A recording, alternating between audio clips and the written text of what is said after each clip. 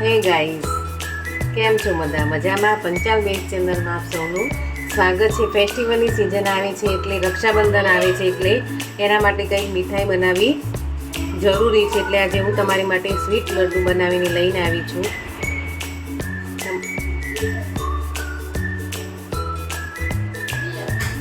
ચાલો આપણે લડ્ડુ બનાવવા માટે કઈ પ્રોસેસ અને કઈ વસ્તુની જરૂર પડે આપણે જોઈ લઈએ. ચાલો જો ગાઈઝ, અહીંયા મેં જે મગની મોગર દાળ આવે છે એને 2-4 કલાક માટે પલાળી દીધી છે.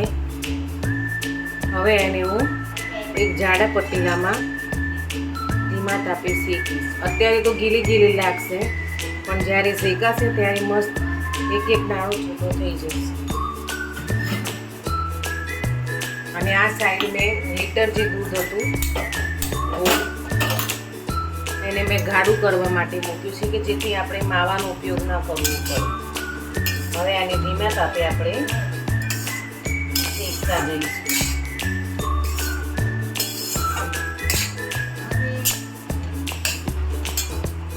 શેકાઈ જશે એટલે એકદમ છૂટી થઈ જશે એટલે બાજુમાં આપણે દૂધ પણ હલાવતા જઈશું કે જેથી નીચે ચોંટે નહીં.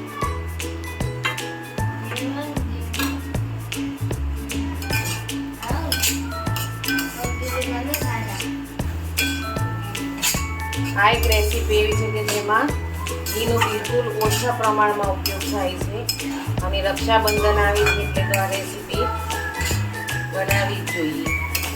હલવાઈ જેવી સ્વીટ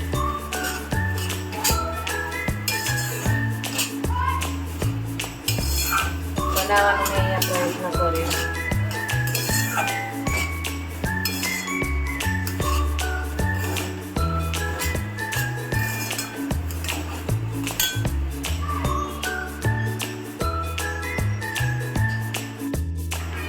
જો ગાઈસ, તમને એમ થતું હશે કે દાળ આખી જ વાટીને કેમ ન બનાવી શકાય એમ બનાવવા જઈશું તો એમાં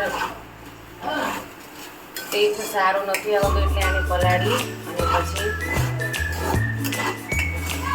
યુઝ કરી શકાય છે. જોઈ શકો છો, હવે આપણે ધીરે શેકતા જઈશું. અને આ માટે જાડા પતીલાવાળું લેશો તો વધુ બેટર રહેશે. અને આ બાજુ દૂધ પણ આપણે હલાવતા જઈશું કે જેથી નીચે ચોંટે નહીં.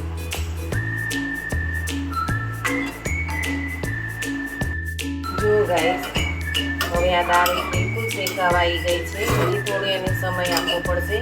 અને આમાં આપણી દૂધ પણ ઘટ્ટ થઈ ગયું છે. લીટર દૂધને ઉકાળીને આટલું ઘટ્ટ થઈ ગયું છે. હજી આપણે સહેજ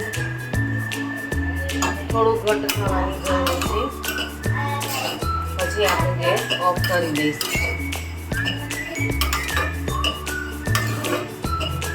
જોઈ શકો છો કે હવે કેવી દાળમાંથી કુરકુરી અવાજ આવી રહી છે. એટલે કે દાળ આપણી હવે શેકાઈ ગઈ છે. આને સતત હલાવતા રહેવું પડે છે, નહીંતર નીચે ચોંટી જવાની સંભાવના રહે છે. ચોંટી જશે તો એમાં બળીનાનો ટેસ્ટ આવશે. એટલા માટે એને સતત હલાવવું પડે છે. આને લગભગ શેકાતા 20 થી 25 મિનિટ જેવો સમય લાગે છે.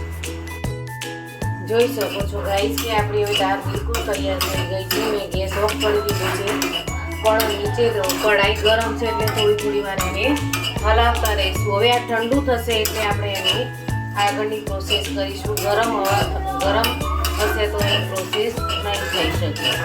એટલે હવે એને આપણે ઠંડુ થવા દઈશું. અહીંયા આપણું દૂધ પણ ઘટ્ટ થઈ ગયું છે, બિલકુલ માવાના ફોર્મમાં આવી ગયું છે. હવે આપણે એને ઠંડુ થવા દઈશું. જોઈ શકો છો ગાઈસ કે હવે આપણી દાળ બિલકુલ કડક થઈ ગઈ છે. હવે આપણે એને મિક્સર ગ્રાઇન્ડરમાં ક્રશ કરી લઈશું.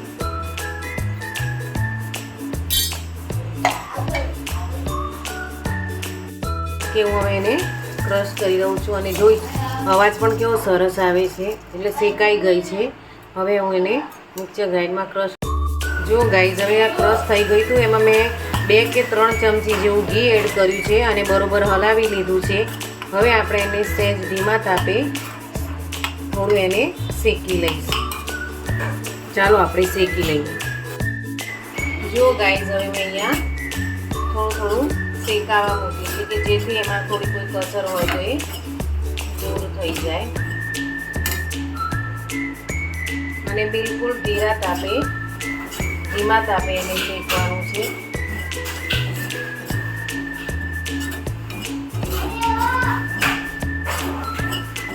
તમે જોઈ શકો છો કે આપણે એમાં થોડા જ ઘીનો ઉપયોગ કરીએ છીએ. ઓછા જ ઘીમાં મીઠાઈ તૈયાર થઈ જાય છે સરસ.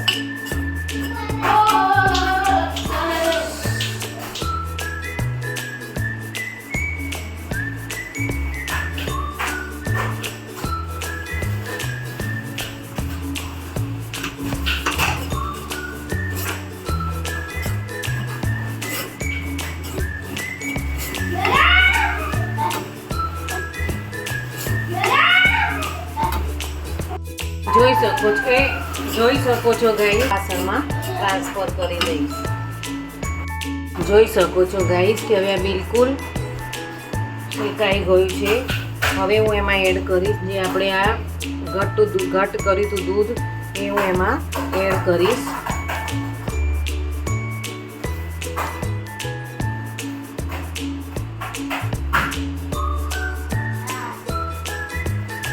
જો ગાઈઝ મેં અહીંયા પિંચ જેટલો યલો કલર એડ કર્યો છે. આ બિલકુલ ઓપ્શનલ છે, તમારે એડ કરવો તો કરી શકો છો.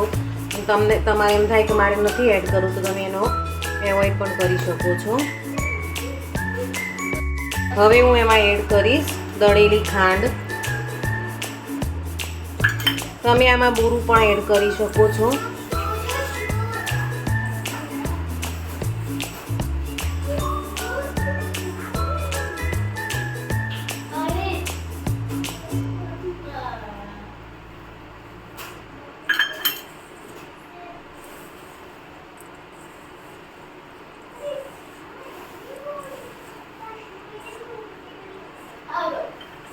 અને હવે હું એમાં થોડું એડ કરીશ ઘી.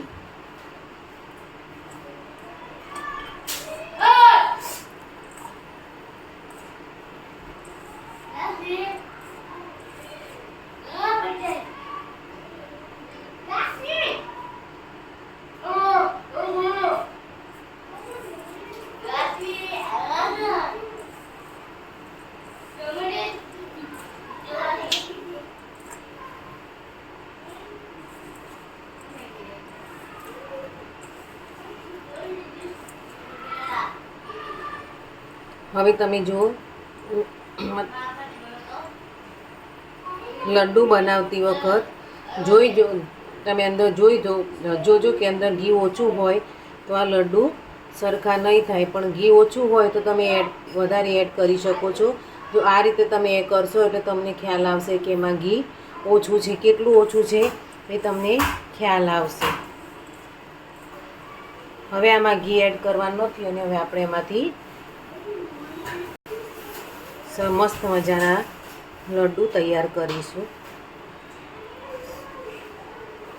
જોઈ શકો છો ગાઈસ કે કેવા સરસ અને દાણાદાર આપણા લડ્ડુ તૈયાર થઈ ગયા છે. જોઈ શકો છો ગાઈસ કે કેવા સરસ આપણા સ્વીટ લડ્ડુ તૈયાર થઈ ગયા છે. રક્ષાબંધન આવે છે એટલે તો